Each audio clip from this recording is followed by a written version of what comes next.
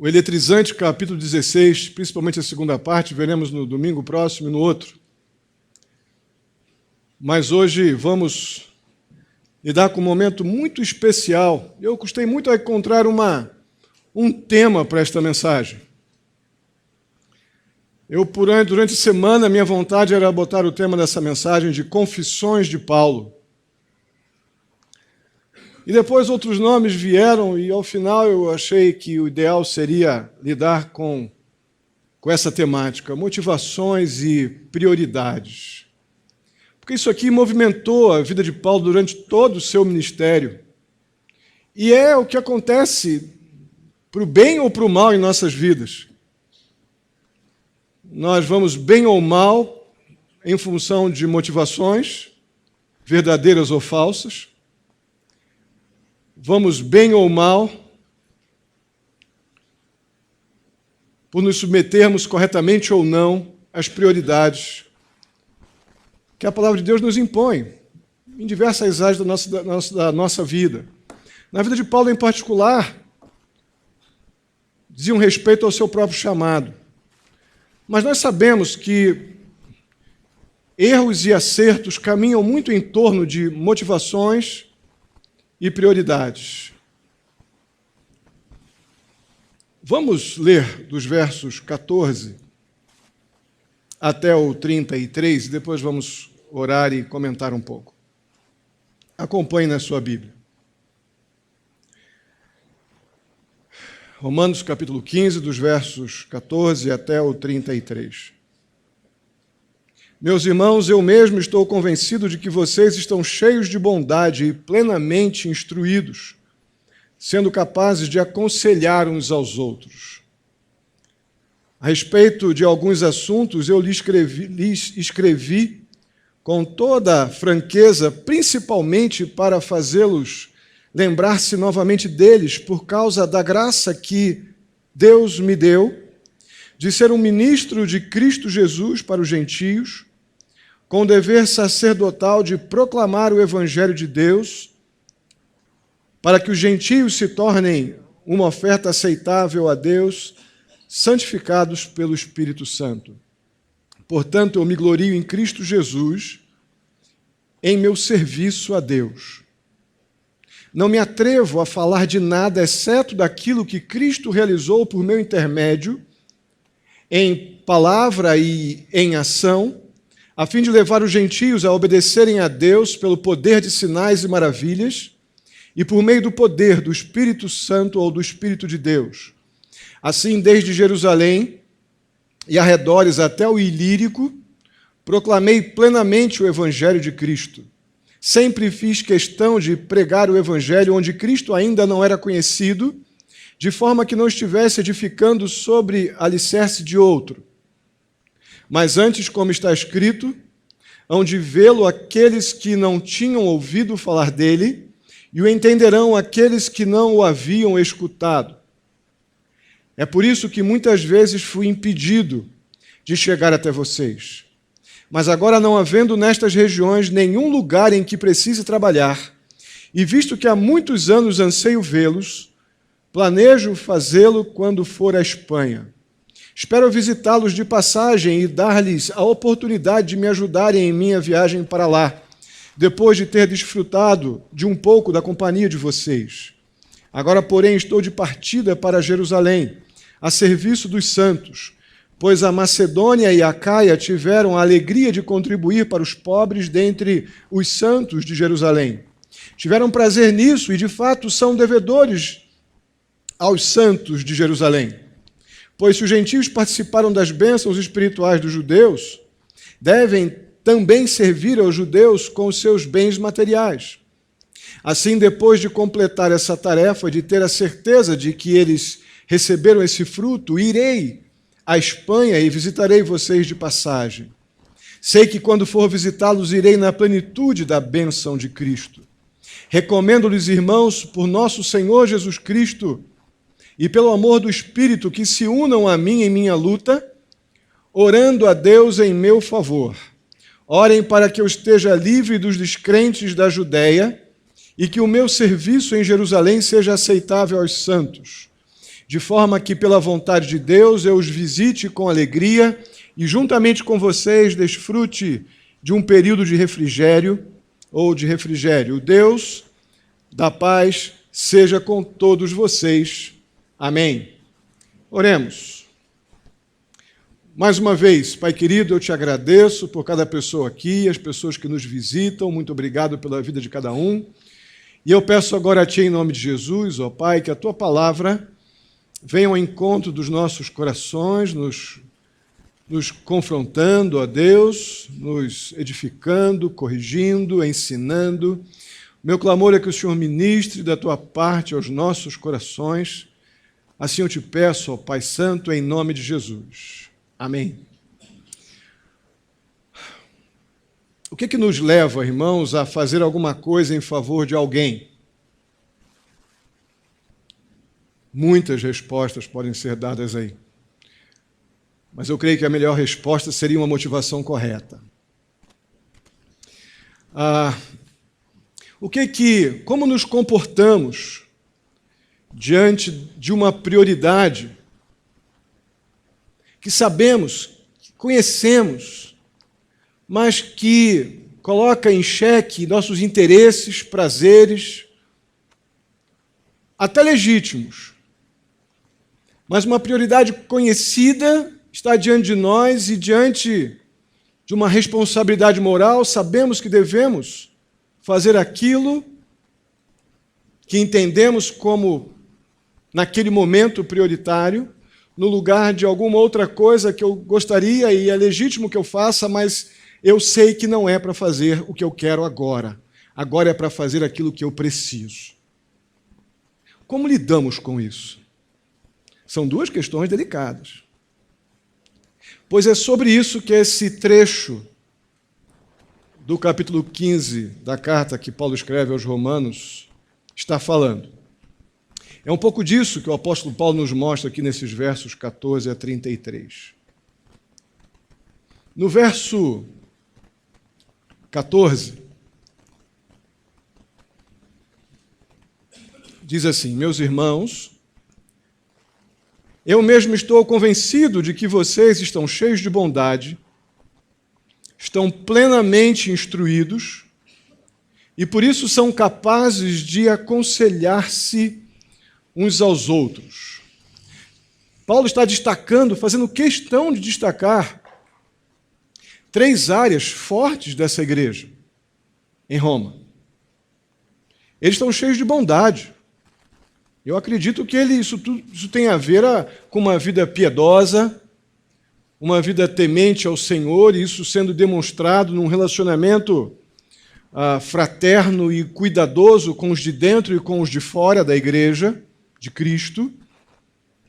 Depois ele diz que eles estão plenamente instruídos, ou seja, eles têm recebido instrução bíblica suficiente para terem um conhecimento da vontade de Deus, que dá a eles condições de terem ou darem um bom testemunho de Cristo onde estão. Acredito que seja essa a ideia do plenamente instruídos. Eles têm as bases de tudo o que precisam para uma vida cristã saudável, digna, honrosa. E por isso, então, eles são capazes de fazer o que é fundamental na nossa convivência como igreja. Nós precisamos ter este perfil de pessoas cheias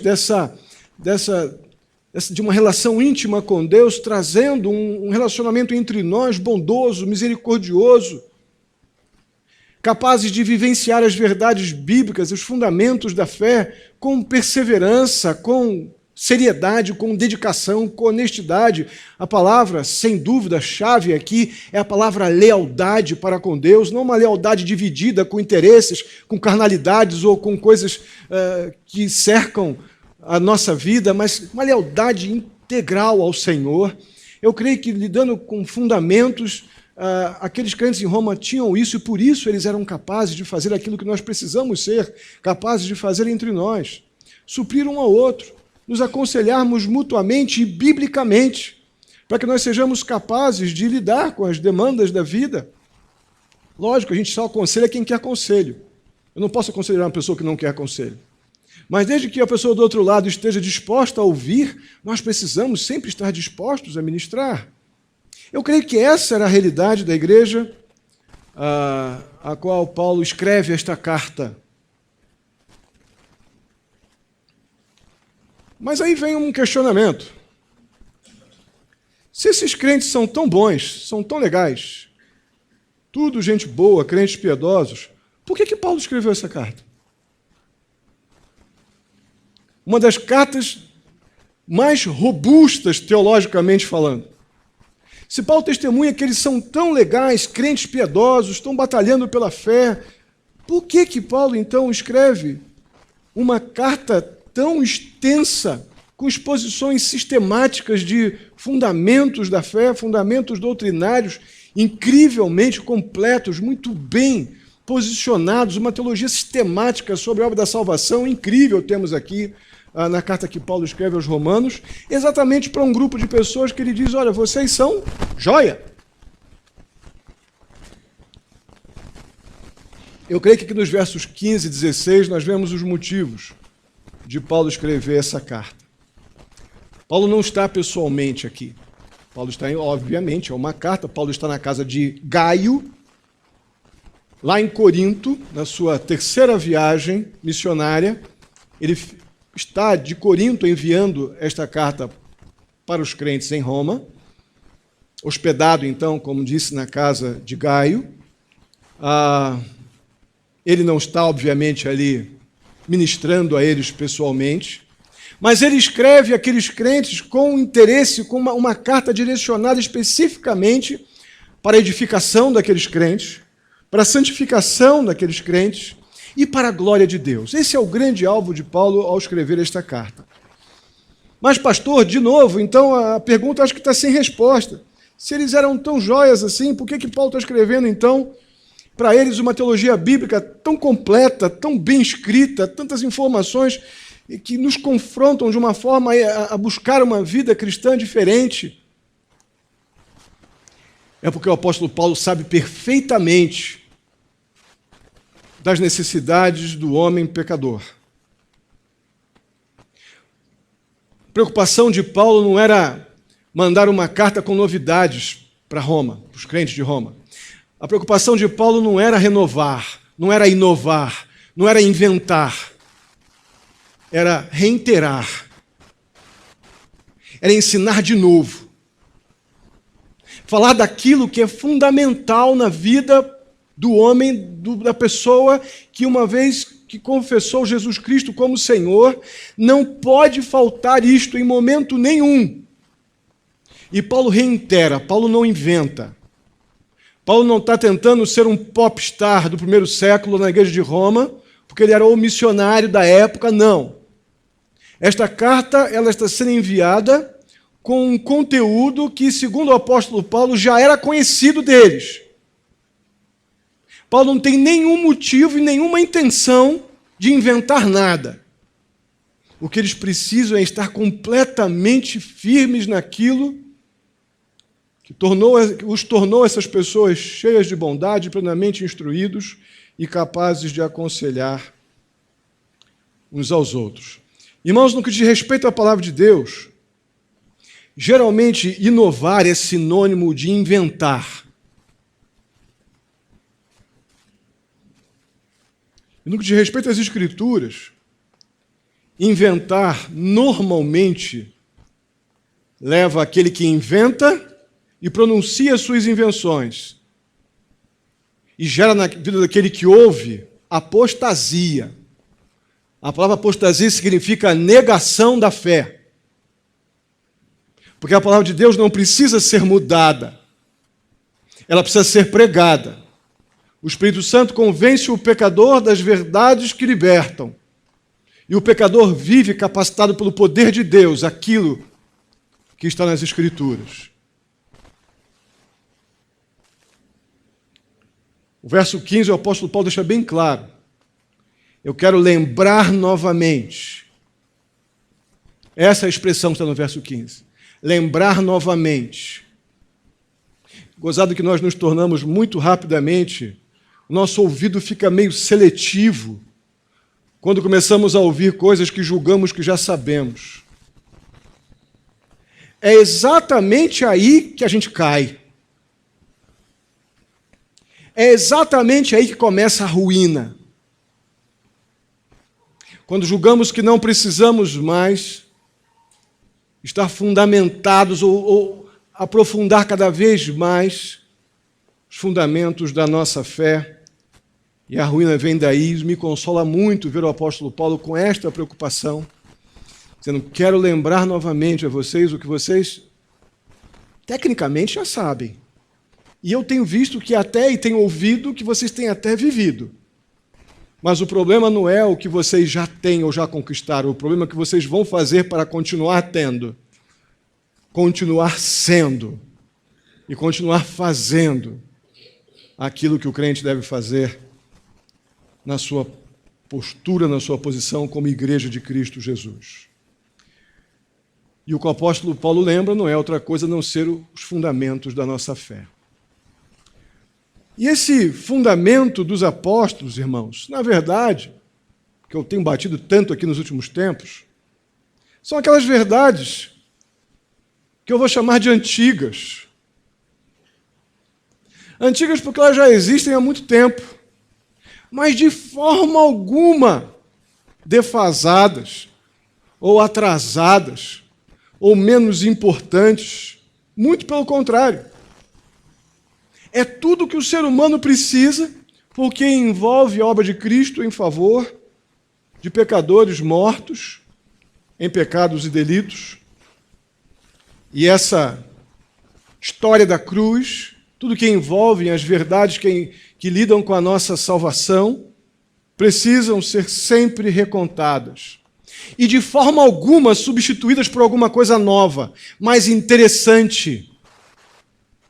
Mas, como está uma febre nos últimos dias aí, eu não tenho problema nenhum, vocês sabem disso, com boas ilustrações, a gente poder criar uma dinâmica interativa durante o culto, não tenho problema algum com isso. O problema é que nós estamos vivendo uma fase muito difícil de mundo em relação às Escrituras, onde os pregadores têm deixado de lado os fundamentos, as Escrituras, estão se tornando, como é que aquele pessoal que faz aqueles showzinhos individuais? Stand-up. Pastores stand-up. Já viram como é que está legal isso? Pastores piadistas, comediantes de púlpito. E a palavra de Deus, então, se torna um acessório para justificar o seu título e a sua posição. Mas a maioria das pessoas está indo às igrejas, muitas igrejas, para ver qual vai ser a piadinha gospel mais gozada, interessante, daquele domingo. Que tempo complicado. Os fundamentos da fé, de forma alguma, precisam ser mudados ou substituídos por piadas ou novidades inúteis, que não cooperam em nada para a salvação de ninguém. Entretém, mas não liberta ninguém. Eu creio que os crentes no Senhor Jesus Cristo, nesse tema, fundamentos, correm o mesmo perigo dos atletas. E Jean há de concordar comigo, como ex-atleta profissional, ele vai entender bem o que eu vou dizer aqui.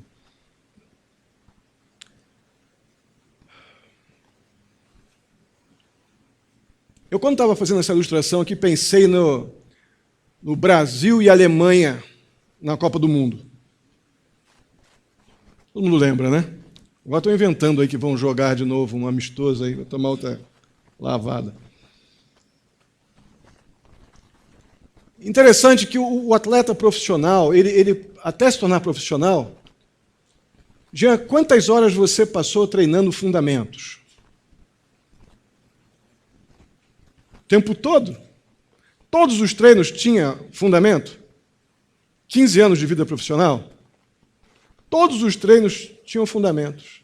Eu já sei chutar, eu já sei driblar, eu já sei marcar.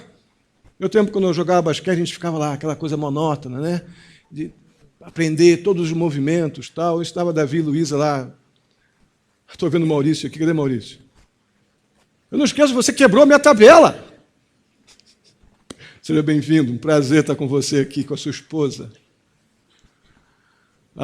E eu lá ensinando meus filhos fundamentos, porque não adianta saber correr, driblar, se não souber os fundamentos. Perde a bola e perde o jogo. Que coisa estranha é o crente acreditar que ele pode viver a vida cristã e abandonar os fundamentos. É absolutamente incoerente. Por que o Brasil tomou aquele pau de 7-1 lá? 7-1, né? Na decisão da Copa. Porque acharam que já sabiam tudo, estavam jogando em casa, iam entrar em campo, iam com a torcida, ia ser o 12º jogador, e estava tudo resolvido. E abriram mão de quê? De marcar. Abriram mão de objetivamente para o gol, de terem paciência na defesa, só saírem na boa num time que atacava muito forte, como a Alemanha. Abandonaram o quê? Fundamentos. Você está vendo onde a gente cai? Você está vendo onde começa o nosso fracasso? No abandono daquilo que nosso ouvido decide que não quer ouvir mais. Eu já sei disso. Já estou ouvindo de evangelho há tanto tempo. Jesus Cristo, cruz, salvação, pecado, já estou expert nisso. Aí você vai para o jogo, vai para a vida, vai para o colégio, para a faculdade, para o trabalho, com pais incrédulos, situações, conhecidos, vizinhos, pressões internas e externas. Aí você vai achando que você já é crente há um tempão, ou estava na igreja Y, X ou tal, e chega lá e você toma um vareio do mundo. E daqui a pouco começa a dizer que o culpado é o mundo, ou melhor, o culpado é a igreja. E o mundo estava ali, tadinho, o culpado é aqui na igreja, que não me disseram sim, você que não quis mais ouvir. Nós somos responsáveis pelas consequências que recebemos quando abandonamos os fundamentos. E o apóstolo Paulo reitera tudo isso. Essa carta é para isso.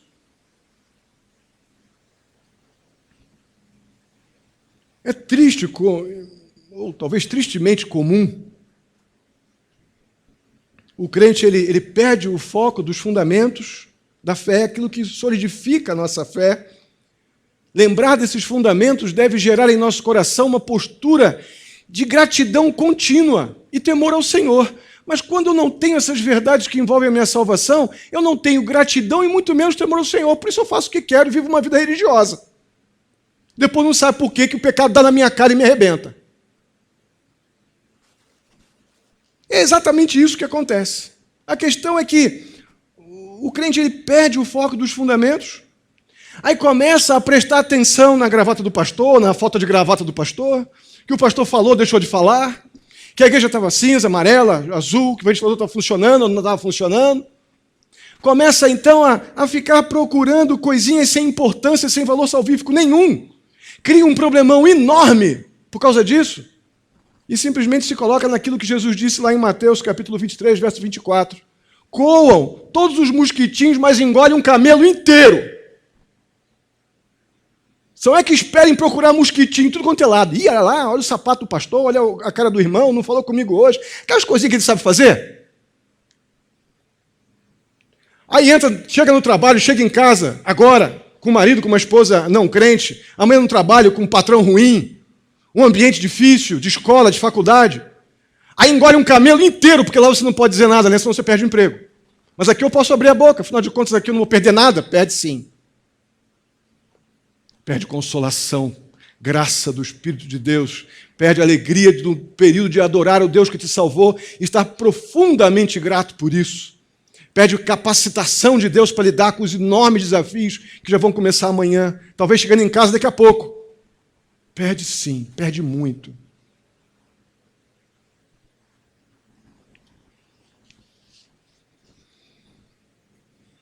Mas o apóstolo Paulo prossegue nos versos 17 a 21. Paulo começa a descrever alguns dos motivos pelo qual ele ainda não tinha estado pessoalmente com aqueles crentes em Roma. O apóstolo Paulo testemunha a justificativa, os motivos de Paulo para não estar ali com os crentes da igreja em Roma.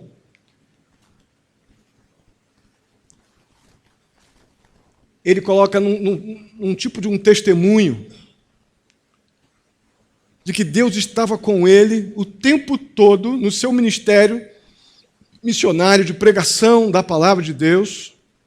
Ele mostra que ele não estava ausente ou não esteve presente com eles até então, porque ele estava fazendo aquilo que Deus ordenou que ele fizesse, pregando a palavra de Deus por onde ele passou, e não foi pouco não, daqui a pouco vamos ver que ele foi do Ilírico até Jerusalém. Só para vocês terem uma ideia, o que é isso?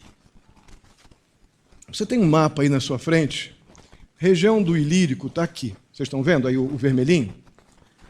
Jerusalém está aqui.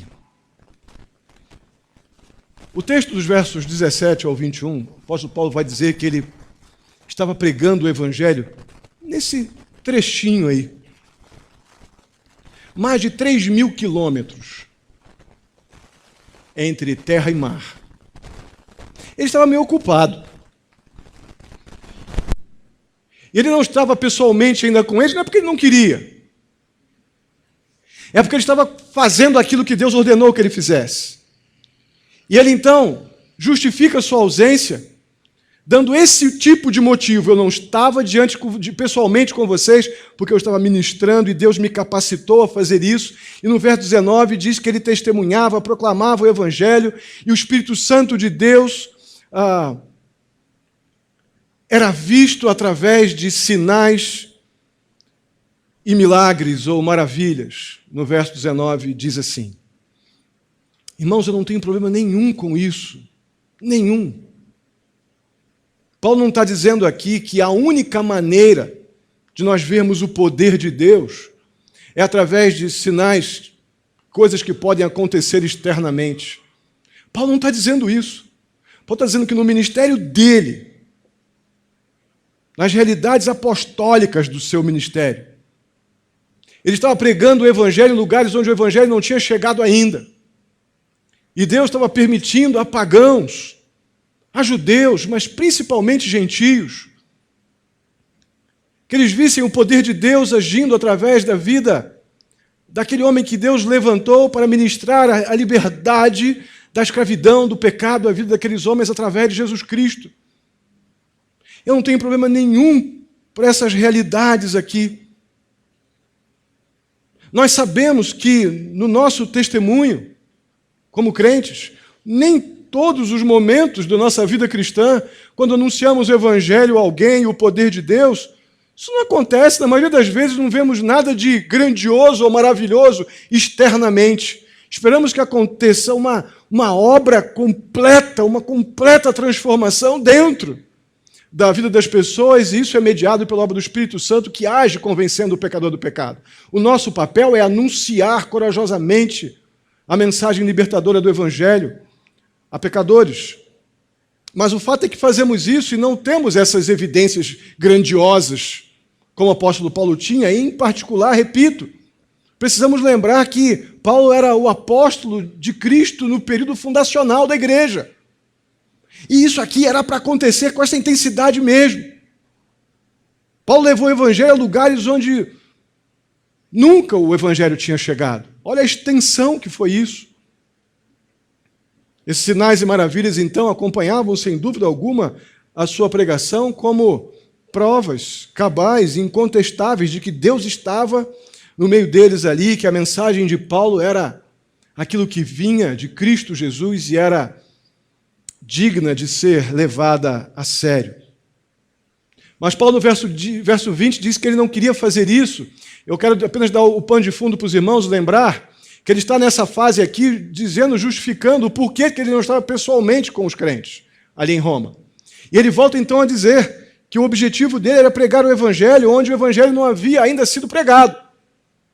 Era o objetivo do seu apostolado. E ele justifica isso usando Isaías 52, verso 12. Olha aí no verso 21, na sua Bíblia. Hão de vê-lo aqueles que não tinham ouvido falar dele, e entenderão aqueles que não o haviam escutado. Essa era uma característica do apostolado, do apóstolo Paulo. Isso não é uma regra para toda a igreja. Isso era uma característica desse período fundacional da igreja.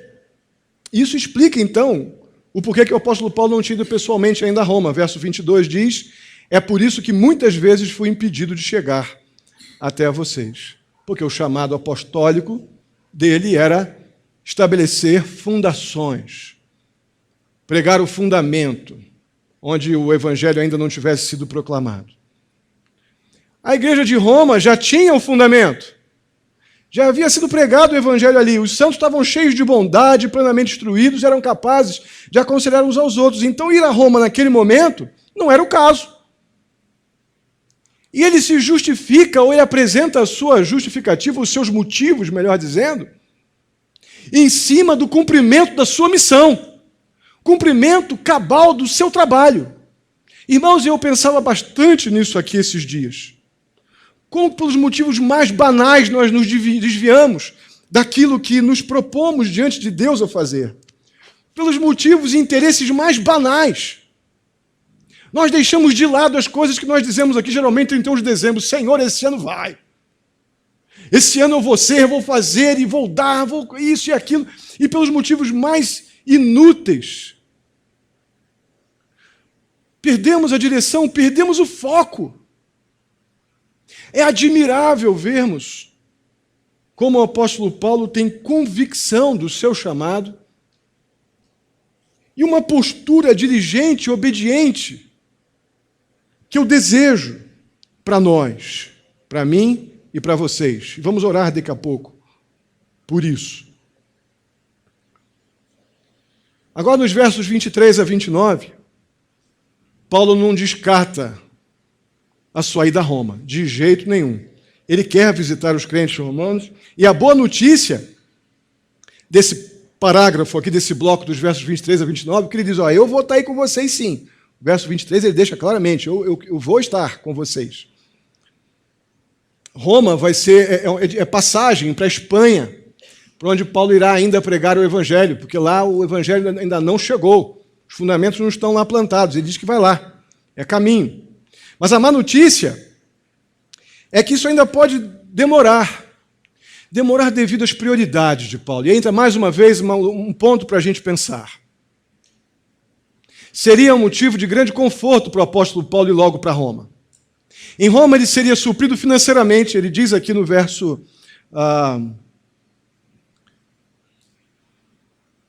26, que ele quer ir até eles para que eles possam, perdão, não é 26 não, no final do verso 24, que eles teriam, estando com eles lá em Roma, eles teriam oportunidade de lhe ajudarem em sua viagem para a Espanha, eles teriam um tempo de companhia, de convivência gostosa, e mais adiante, ele diz que eles teriam também lá um tempo de refrigério, no final do verso 32, um local de descanso. Queria descansar, ele seria bem cuidado pelos crentes romanos.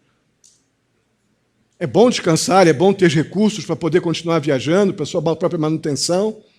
O apóstolo Paulo, olha, eu vou sim, mas ainda não vai ser agora devido a algumas prioridades impostas pelas minhas responsabilidades, pelo meu chamado.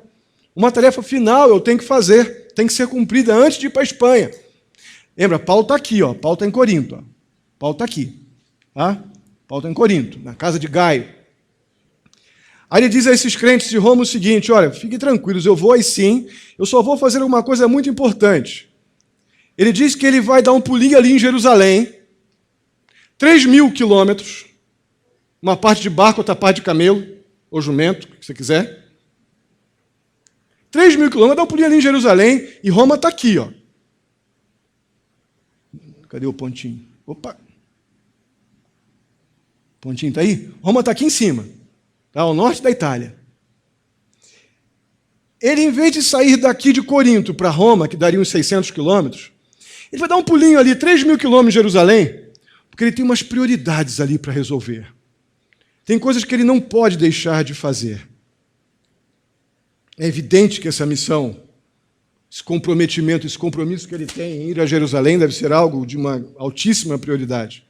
E a prioridade é a seguinte: ele precisa, é provável que ele tenha rumores e informações de que gentios e judeus evangelizados, crentes, a igreja evangélica de Jerusalém, ainda não está afinadinha, ainda há algum conflito.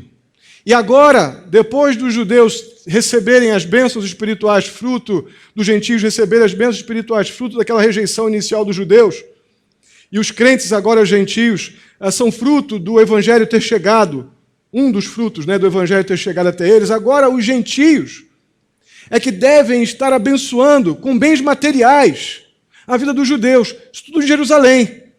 E parece que isso não está funcionando muito bem, porque Paulo vê como uma prioridade importantíssima, antes de ir para a Espanha, dar um pulo lá em Jerusalém, para ver se os crentes estão vivendo a unidade gerada por Deus através de Cristo Jesus como irmãos na fé, como nascidos do mesmo Cristo que morreu na cruz pelos pecados deles. Paulo não estará seguro e tranquilo para ir à Espanha antes de, prioritariamente, ver se os crentes estão agindo como crentes, judeus e gentios, fracos e fortes, lembram? Que vimos nas duas últimas mensagens, lá em Jerusalém. Ele dá esse pulinho ali, rapidinho, nos versos 26 e 27. Somente quando essa tarefa estiver completada, Paulo iria dar uma passadinha em Roma no seu caminho para a Espanha. Prioridades, meus irmãos, prioridades. Como lidamos com prioridades?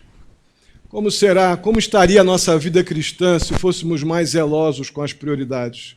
Com aquelas coisas básicas que não deveríamos abandonar. Com aqueles fundamentos da fé. Por exemplo, a musiquinha das crianças, né? Leia a Bíblia e faça a oração. Como é que é o resto? Se quiser crescer. Não é assim? Você ensinou isso para os teus filhos? Ensinaram para os filhos de vocês? Pois é. Os filhos de vocês também sabem, não sabem? Os ex-pequenininhos aí que estão me olhando aqui. Fundamentos que, se abandonados, nós vamos à ruína. Isso não é coisa de pequenininho, não. Isso não é coisa de bebê, não. Isso são prioridades que nós abandonamos em nome das maiores e absurdas futilidades. Aí depois não sabemos por que as coisas não estão andando. Não sabemos por que de tantos fracassos. Aí começamos a procurar culpados. É o pastor, é a igreja, é o fulano, é o ciclano.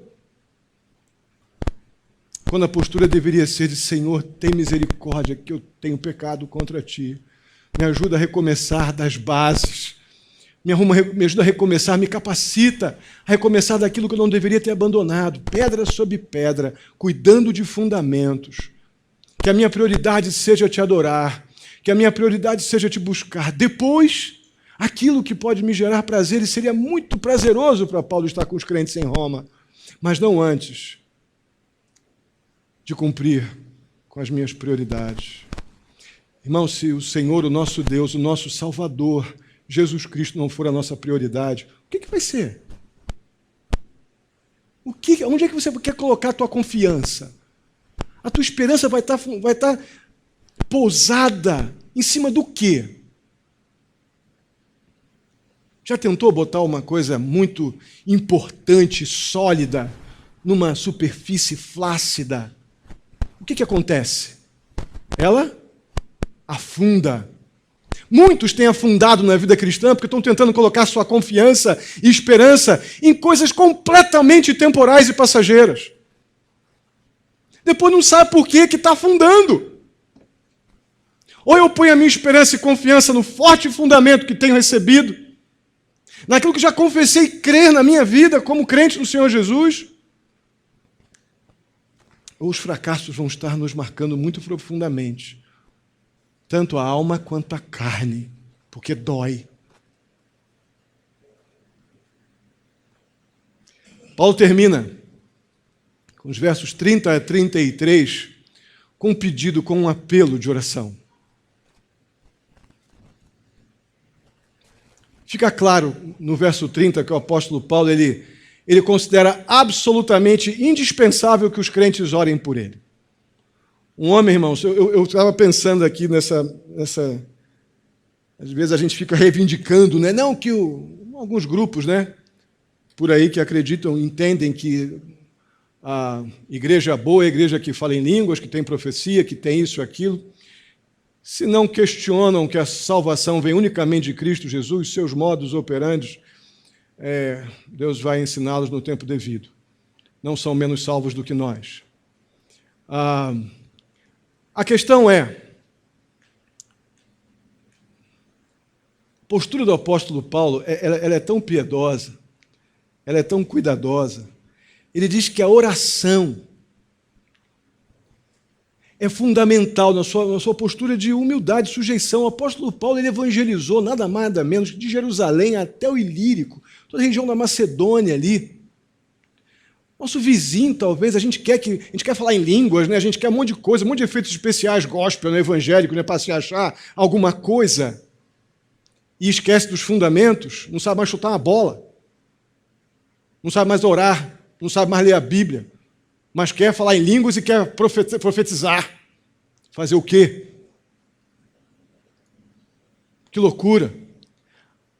Aí o apóstolo Paulo fala assim, eu no meu ministério tenho tido esses sinais por força e poder de Deus, não por meu poder, mas pelo poder de Deus, que me capacita aí ministrando os fundamentos da fé, a essa região de enorme, quantas milhares de pessoas ouviram o Evangelho. Nosso vizinho quer falar em línguas, quer fazer um monte de coisa, o vizinho nunca ouviu de Jesus, o vizinho não sabe nem que você é crente. Teu colega de mesa lá do trabalho não sabe nem que você é crente, se sabe, se bobear, tem um mau testemunho teu quando fica com raiva do patrão, do chefe, do encarregado. Mas a gente quer falar línguas, quer alguma coisa, e abandonou o fundamento, não chuta mais uma bola. Não ora mais na igreja porque não tem coragem, tem vergonha. Não lê mais a Bíblia na igreja porque não levou a Bíblia para a igreja. Desacostumou. O apóstolo Paulo tinha muita moral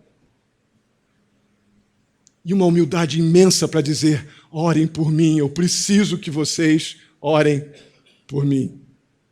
Oração, meu irmão, é uma declaração de dependência. Não é um monte de ordens que a gente dá para Deus, não, como alguns gostam de crer. Mas o apóstolo Paulo pede aqui que não somente eles orem pelas suas necessidades pessoais, mas que eles orem também para que os crentes, ele pede para que os crentes ali em Roma, através da oração, participem, sejam coparticipantes do seu ministério. Verso 30 diz que, Paulo diz, se vocês orarem por mim, vocês estarão unidos comigo na minha luta. Vocês não estão lá, fisicamente, mas vocês estão comigo lá em oração. A gente gosta dessas frases, né? Pastor Átila, eu vou estar lá contigo em oração, né? Aí chega a hora amanhã, a hora depois da manhã, e depois...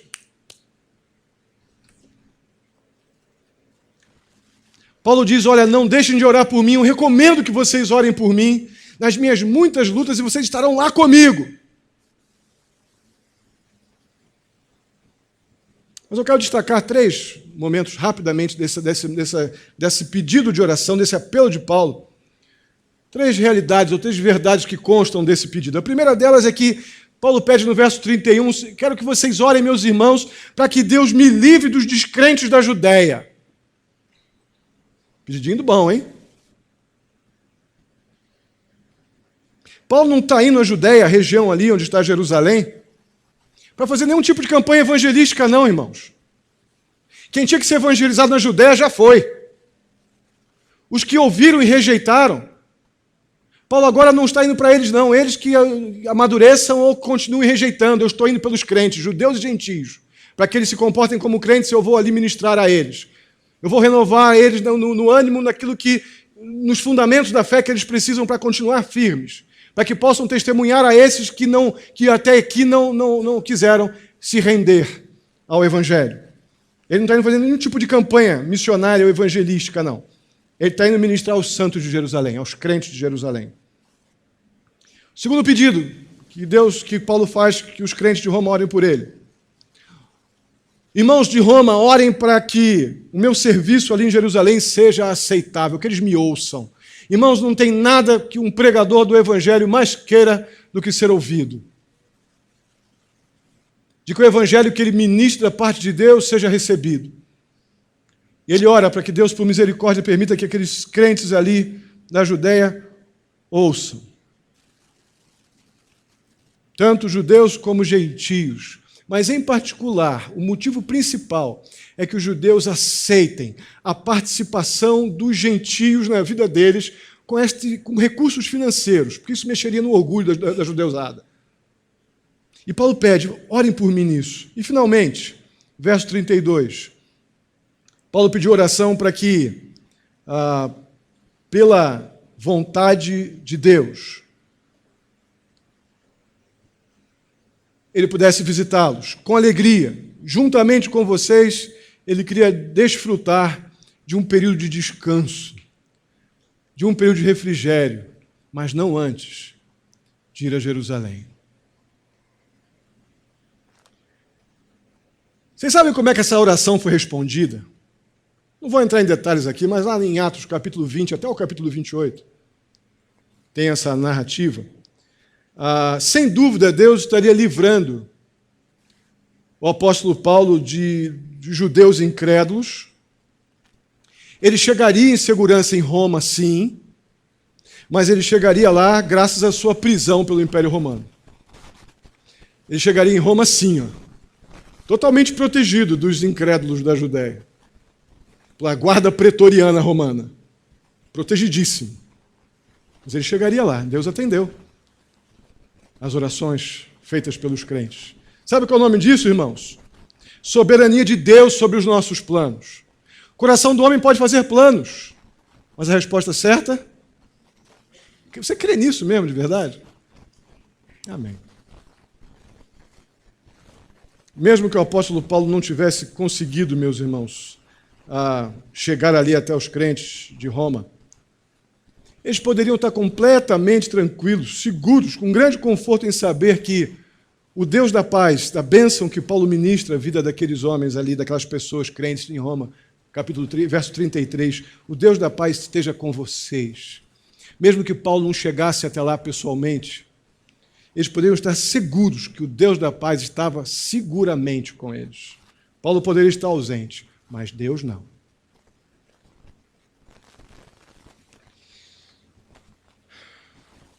Essa epístola, essa carta à igreja em Roma, ela é o resultado, irmãos, do adiamento de uma visita.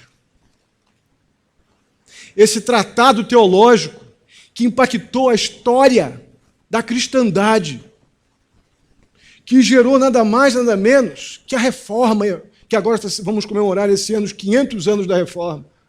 Esta epístola, que foi motivada pelo adiamento de uma viagem, afetou e afeta a vida de muita gente, como eu espero que esteja afetando a vida de vocês ao longo dessa série, desde o capítulo 1 de Romanos. Eu louvo a Deus, graças a Deus, porque Paulo sabia que seria muito bom dar uma boa descansada em Roma, ter uma comidinha quentinha feita pelos irmãos em Roma, uma caminha boa para dormir, seria muito bom. Mas ele preferiu escrever uma carta e, com motivações corretas e prioridades corretas, cumprir aquilo que ele tinha consciência, responsabilidade diante de Deus para fazer. Irmãos, o motivo dos nossos muitos momentos amargos na vida cristã é porque nós começamos bem e muito rapidamente abandonamos as nossas motivações.